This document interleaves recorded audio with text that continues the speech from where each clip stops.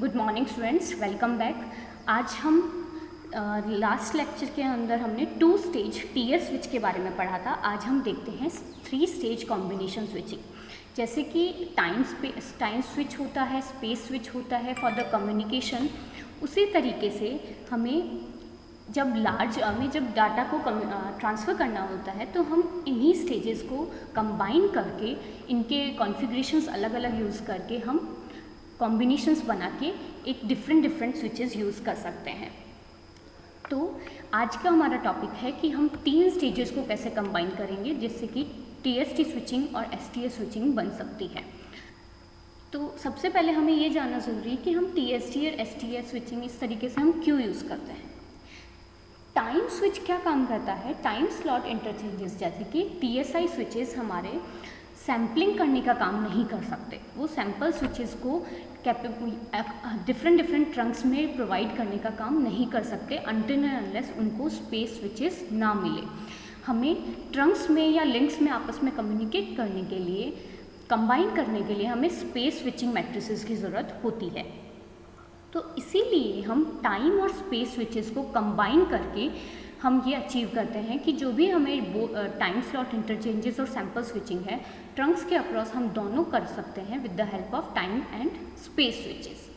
तो जैसे कि टीएस और एसटी स्विच हमने पढ़े थे, उनकी क्या लिमिटेशन थी कि जब हमें ब्लॉकिंग को हम उनमें नहीं रोक सकते। ब्लॉकिंग इन द सेंस जैसे कि आपने कोई टीएस स्विच यूज़ किया और आपको ए सब्सक्राइबर से बी सब्सक्राइबर के बीच में जो डाटा ट्रांसफ़र करना है, आपने उसके लिए फ़िक्स पाथ बता दिया कि टाइम स्लॉट ए के लिए, ए जो सब्सक्राइबर है उसके लिए टाइम स्लॉट हो गया 3 नंबर, और आउटपुट जो टाइम स्लॉट बी के पास आउटपुट जाएगा जो बी के पास, उसका टाइम स्लॉट है 5 नंबर। तो अगर आपका आउटपुट टाइम स्लॉट अवेलेबल नहीं है at any time of period, तो वो आपकी कनेक्शन ब्लॉकिंग हो गया। इसी तरीके से जब आपके रिसोर्सेज अवेलेबल नहीं होते तो वो ब्लॉकिंग कंसिडर की जाती है। तो उसी ब्लॉकिंग को अवॉइड करने के लिए हम कॉम्बिनेशंस बनाते हैं 3 स्टेजेस के। तो टीएसटी और एसटीएस स्विचेस वही एक कॉम्बिनेशंस हैं, कॉन्फ़िगरेशंस हैं जो कि पॉपुलर भी है, फ्लेक्सिबल भी है, ब्लॉकिंग को बहुत हद तक रिमूव भी कर सकते हैं। इन्हीं कॉम्बिनेशंस को हम यूज़ करते हुए डिफरेंट कॉन्फ़िगरेशन बनाते हैं, जैसे कि TSSST, TSSST, TSTS। तो ये कॉम्बिनेशंस को यूज़ करते हुए हम अलग अलग कॉन्फ़िगरेशन बना लेते हैं। जो आपके ये TST और STS स्विचेस हैं, ये मोर देन 40,000 लाइन्स को एक एट ए टाइम सपोर्ट करने के लिए बेनिफिशियल होते हैं, इकोनॉमिकली भी और सपोर्ट भी कर सकते हैं। मतलब एट ए टाइम इतनी लाइन्स को वो कम्युनिकेशन प्रोवाइड करने में सक्षम होते हैं। अगर हम इसका डायग्राम देखें, नीचे जो बनाया गया है उसमें बताया है, ये है आपका ग्रुप स्विच जिसके अंदर हमने टी स्विच और स्पेस स्विच, टाइम स्विच और स्पेस स्विचेस के डिफरेंट कॉम्बिनेशंस बनाए हैं। कंट्रोल यूनिट से हम इसको कंट्रोल करेंगे। जैसे यहाँ 2 सब्सक्राइबर्स हैं, ए और बी, तो ये हमने फिक्स कर दिया कि जो ए सब्सक्राइबर है उसको जो टाइम स्लॉट अवेलेबल है डाटा को चाहे ट्रांसफ़र करना है या लेना है, वो 3 नंबर ऑफ स्लॉट फिक्स कर दिया। वहीं जो बी सब्सक्राइबर है उसको चाहिए डाटा लेना है या देना है, उसके लिए 1 नंबर ऑफ स्लॉट फिक्स कर दिया। तो डाटा जो ट्रांसफ़र होगा वो 3 से 1 के बीच में ही होगा, लेकिन वो किस अकॉर्डिंग जाएगा, कौन से टाइम स्विचेस और स्पेस स्विचेस से होते हुए जाएगा, कौन से पाथ्स को फॉलो करेगा, वो हमारे इन दोनों कॉन्फ़िगरेशंस पे डिपेंड करेगा। इस तरीके से हम कंबाइन करके डिफरेंट स्विचेस को हम कॉम्बिनेशन स्विचिंग करते हैं। पहले हम देखते हैं एसटीएस स्विचिंग। एसटीएस स्विचिंग का जैसे कि नाम से समझ में आ रहा है, एसटीएस स्विचिंग के अंदर क्या किया जाएगा, एक स्पेस स्विच है, एक टाइम स्विच है और एक और स्पेस स्विच है। मतलब कि 2 स्पेस स्विचेस के बीच में हमने एक टाइम स्विच को सैंडविच किया है। सैंडविच का मतलब क्या हो गया, जैसे 2 ब्रेड्स के बीच में हम फिलिंग करते हैं, तो उसी तरीके से 2 स्पेस स्विचेस के बीच में एक टाइम स्विच को फिल किया गया है। अब नीचे इसका डायग्राम देख सकते हैं कि डायग्राम थोड़ा कॉम्प्लिकेटेड है। स्पेस स्विचेस हमारे लाइंस को कनेक्ट करने का काम करते हैं और टाइम स्विचेस हमारे टाइम स्लॉट्स अवेलेबल करवाते हैं कि कौन से टाइम स्लॉट से होते हुए डाटा जाएगा। अब क्या है हमारे पास में, जैसे कॉम्बिनेशन हमने एसटीएस का यूज़ किया। इस पर्टिकुलर अरेंजमेंट के अंदर हमारे n तो इनपुट्स हैं, n क्रॉस m का हमने मीनिंग क्या बता रहा है, और n क्रॉस m की हमने स्पेस स्विचेस यूज़ किए हैं। पहले हम देखते हैं कि इनलेट्स कितने हैं, इनपुट्स कितने हैं हमारे पास। n इनपुट है और n ही आउटपुट है, लेकिन n इनपुट्स और n आउटपुट्स के बीच में हमने इंटरमीडिएट डिफरेंट स्विचेस को यूज़ करते हुए किया है। तो वो क्या किया, हमने दोनों स्टेजेस के बीच में T स्विच जो यूज़ किए हैं वो m number of T switches use किए, और जो S स्विच है उसकी मैट्रिक्स है n क्रॉस m। यहाँ n क्रॉस m का मतलब क्या है कि n तो इनपुट्स है और m आउटपुट्स है। तो हर एक स्विच के पास में, हर एक स्पेस स्विच के पास में m times of T switches available है। आर यू गेटिंग मी कि इसके आउटपुट कितने हैं m, और उसके पास में m ही T स्विच भी अवेलेबल है। तो हर एक S स्विच के पास में m T स्विच के कॉम्बिनेशंस अवेलेबल है जिससे वो अपना डाटा को ट्रांसफ़र कर सकता है। इसलिए इसके अंदर ब्लॉकिंग के चांसेस बहुत ही नेग्लिजिबल हो जाते हैं। जैसे सपोज़ कीजिए डाटा ट्रांसफ़र करना है, यहाँ 1 नंबर स्विच से हमें आउटपुट आना है, यहाँ पे 5 नंबर लाइन के ऊपर हमारा आउटपुट आना है 1 नंबर लाइन से। तो यहाँ से 1 नंबर लाइन पे हमने इनपुट डाला।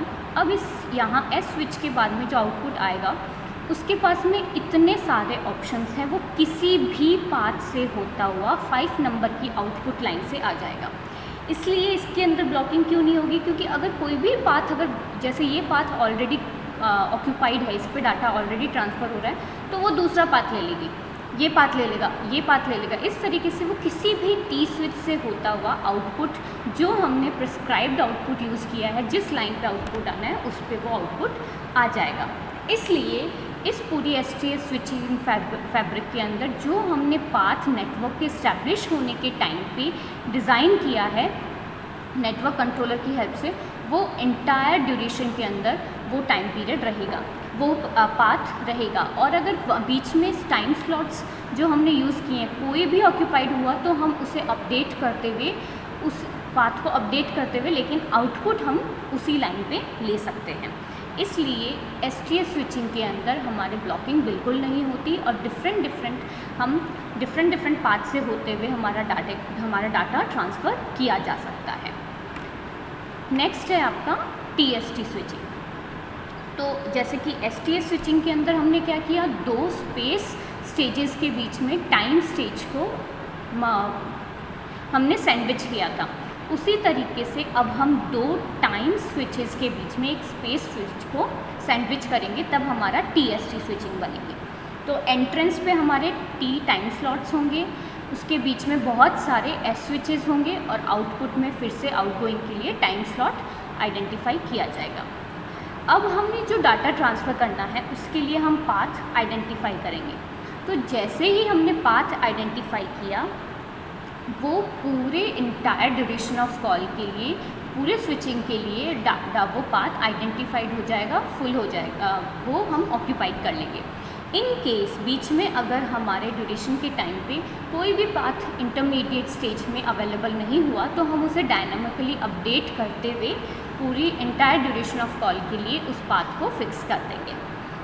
जैसे ST स्विचिंग के अंदर भी हमने इसी तरीके से किया था, मल्टी स्टेज स्विचिंग थी, उसी तरीके से TST भी मल्टी स्टेज मतलब कि एक या एक से अधिक स्टेजेस हैं इसमें। तो ये जो TST स्टेज है ये कंपैरेटिवली STS के क्या है, पॉपुलर ज़्यादा है। क्यों? क्योंकि इसके कुछ इसके इम्पॉर्टेंट फीचर्स हैं जो कि STS में नहीं मिलते। सबसे पहले तो इसका लो ब्लॉकिंग प्रोबेबिलिटी। ब्लॉकिंग तो STS स्विचेस में भी नहीं होगी, लेकिन कंपैरिजन अगर हम करें तो TST स्विच के अंदर उसकी ब्लॉकिंग और भी कम हो जाती है, क्योंकि टाइम जो भी इनकमिंग चैनल टाइम स्लॉट पे आ रहा है उसको हम किसी भी आउटगोइंग चैनल टाइम स्लॉट पे कनेक्ट कर सकते हैं, क्योंकि हमारे पास जो बीच में स्पेस एरे अवेलेबल है वो बहुत सारे हैं। किसी भी possible space array time slot से हम इसे कनेक्ट कर सकते हैं। इसलिए 2 सब्सक्राइबर के बीच में बहुत सारे ऑल्टरनेटिव पाथ्स अवेलेबल होते हैं। नेक्स्ट है आपका स्टेज इंडिपेंडेंटली। स्टेज इंडिपेंडेंसी का मतलब क्या है कि एक जो आपकी स्पेस स्टेज और टाइम स्टेज हैं, दोनों एक दूसरे से इंडिपेंडेंट होती है। ये ज़रूरी नहीं है कि दोनों के नंबर्स जो हमने यूज़ किए हैं स्विचेस के, वो एक दूसरे पे डिपेंडेंट होने चाहिए। थर्ड आता है आपका इम्प्लीमेंटेशन एडवांटेज। इम्प्लीमेंटेशन एडवांटेज का मतलब क्या है कि जब भी हमें कोई स्विचिंग डिज़ाइन बनानी है, उसको इम्प्लीमेंट करना है, तो हमें कुछ फैक्टर्स को ध्यान रखना होता है। जैसे कि ट्रैफिक लोड का मतलब हो गया कि पूरे पाथ पे, पूरे स्विचिंग के ऊपर ट्रैफिक कितना रहेगा, उस ट्रैफिक को रिजॉल्व करने की क्षमता आपकी स्विचिंग में है या नहीं, मॉड्यूलैरिटी है या नहीं, टेस्टेबिलिटी, टेस्टिंग ईजी है या नहीं, एक्सपेंडेबिलिटी मतलब अगर नंबर ऑफ़ सब्सक्राइबर्स ज़्यादा हो गए तो हम उस स्विचिंग को एक्सपेंड कर सकते हैं या नहीं अकॉर्डिंग टू यूज़र्स, और सिंपल कंट्रोल रिक्वायरमेंट्स जो भी हमें स्विचिंग में ज़रूरत होती है। तो जब हमें बहुत बड़ा ट्रैफिक को रिजॉल्व करना होता है, उसके लिए हमें ज़्यादा बड़े बड़े स्विचेस की ज़रूरत होती है, तो STS के कंपैरिजन में TST के ज़्यादा एडवांटेज होते हैं। TST एक गुड इम्प्लीमेंटेशन एडवांटेज के साथ में यूज़ किया जा सकता है। And the last one is cost effective. Cost effective में ये आता है कि जब हमें कोई भी हैवी इनपुट चैनल लोडिंग का हमें जब स्विचिंग चैनल बनाना है, तो उस केस में TST कॉस्ट इफेक्टिवली मतलब कम कोस्ट पे हम उसे बना सकते हैं। जैसे क्या कहना चाहता है कि अगर हमें छोटा चैनल बनाना है बहुत ही कम इनपुट्स और आउटपुट के साथ, तो हमें STS यूज़ करना चाहिए। लेकिन अगर हमें हैवी लोडिंग, हैवी ट्रैफिक के साथ में अगर हमें कोई स्विचिंग नेटवर्क बनाना है, तो हमें TST स्विचिंग का यूज़ करना चाहिए। लास्ट हम इसका डायग्राम देखते हैं कि TST स्विच के अंदर क्या होगा। ये आपका डायग्राम दिखाया गया है कि बहुत सारे इनपुट्स में T स्विचेस हैं, N ही आउटपुट में T स्विचेस हैं, और N क्रॉस N की हमने S स्विच की मैट्रिक्स यूज़ की है। यहाँ देखो कॉम्प्लेक्सिटी बहुत ज़्यादा कम हो गई है, क्योंकि एक T स्विच से एक पाथ निकलेगा। अब इस पाथ के लिए अंदर S स्विच में बहुत सारे पाथ अवेलेबल है, मल्टीपल पाथ अवेलेबल है, तो वो किसी भी पाथ से होता हुआ आउटपुट में जो भी T स्विच पे आउटपुट लेना है हमें उस पर जा सकता है। तो जो भी इनपुट में हमारा इनपुट आया हमारा T स्विच पे, TDM चैनल पे, जो भी हमारा इनकमिंग लिंक होगा, अगर आउटगोइंग लिंक जिस आउटपुट लाइन पे आपको आउटपुट देना है वो अगर बिजी होगा, तो इनपुट में पहले एक बार डिले दे दिया जाएगा। डिले के बाद में उसे S स्विच से क्रॉस कराया जाएगा। किसी भी स्पेस स्टेज टाइम स्लॉट को हम यूज़ करते हुए कनेक्शन इस्टेब्लिश कर देंगे, और उसी तरीके से आउटपुट में वो T स्विच पे जिस टाइम स्लॉट पे आपको आउटपुट चाहिए उस पर वो हमें मिल जाएगा। तो इस तरीके से इनपुट और आउटपुट के बीच में बहुत सारे मल्टीपल लिंक्स, मल्टीपल पाथ हमें अवेलेबल होते हैं, अल्टरनेटिव पाथ, जिससे कि हम किसी भी फिक्स पाथ से होते हुए आउटपुट को, डाटा को ट्रांसफ़र कर सकते हैं। तो अब हम देखते हैं STS और TST स्विचेस के बीच में कंपैरिजन। तो जैसे कि STS स्विच नाम से ही बता रहा है कि STS के अंदर हमें दो स्पेस स्विचेस के बीच में हमें एक T स्विच को स्विचिंग करनी है, T स्विच को सैंडविच करना है, और उसी तरीके से TST स्विचिंग के अंदर हमें दो टाइम ब्लॉक्स होंगे, उनके बीच में हम एक स्पेस ब्लॉक को यूज़ करेंगे।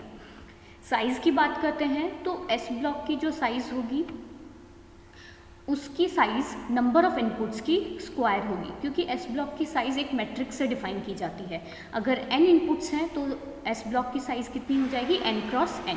वहीं अगर TST की बात करें तो इसके अंदर जितने नंबर ऑफ़ इनपुट्स हमें चाहिए उतनी ही नंबर ऑफ़ हमें T ब्लॉक्स भी चाहिए होते हैं। तो इस तरीके से इसकी साइज़ लीनियरली इंक्रीज़ होती है। कोस्ट की बात करें तो स्विचिंग हार्डवेयर STS का ज़्यादा होता है, क्योंकि जो स्पेस स्विचेस हैं उनकी साइज़ भी बड़ी होती है, प्लस उनकी कोस्ट भी ज़्यादा होती है, और हमें वो दो चाहिए होते हैं। वहीं TST स्विच के अंदर टाइम्स ब्लॉक्स दो चाहिए होते हैं, लेकिन उनकी कोस्ट कम होती है, इसलिए TST स्विचिंग हमें इकोनॉमिकल रहती है। नेक्स्ट है हमारा, अगर हमें कोई बहुत लार्ज साइज़ का नेटवर्किंग बनाना है, लार्ज साइज़ का हमें नेटवर्किंग बनाना है, तो उस केस में हम S ब्लॉक्स को छोटे छोटे पार्ट्स में डिवाइड करके भी, स्प्लिट करके भी बना सकते हैं। जैसे कि STS स्विच को हमने दो छोटे छोटे S स्विचेस यूज़ किए, then T switch, then again SS switch. Similarly we can do this also in TST switching. Next आता है हमारा, अगर हमें जो भी हमारा स्विचिंग बन गया है, नेटवर्क बन गया है, उसके अंदर अगर हमें बाहर से कोई भी छोटे ब्लॉक्स को इंसर्ट करना है, तो जैसे कि मक्स हो गया, और हमें कंट्रोल PCM के लिए हमें PCM कोडिंग देनी है, एक्सचेंज फ्रेम्स अवेलेबल करवानी है, तो हम वो STS स्विचेस के अंदर नहीं लगा सकते, मतलब कोई भी एक्सटर्नल ब्लॉक आप ऐड नहीं कर सकते। वहीं हम TST के अंदर वो कर सकते हैं। नेक्स्ट डिज़ाइन की बात करें तो डिज़ाइन STS की सिंपल होती है, TST की कॉम्प्लिकेटेड होती है। मेमोरी साइज़ STS की ज़्यादा होती है, TST के अंदर मेमोरी साइज़ स्मॉल होती है।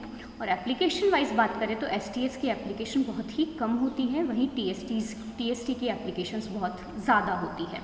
इस तरीके से इसीलिए TST ज़्यादा यूज़ किया जाता है, ज़्यादा पॉपुलर है rather than STS switch. Thank you.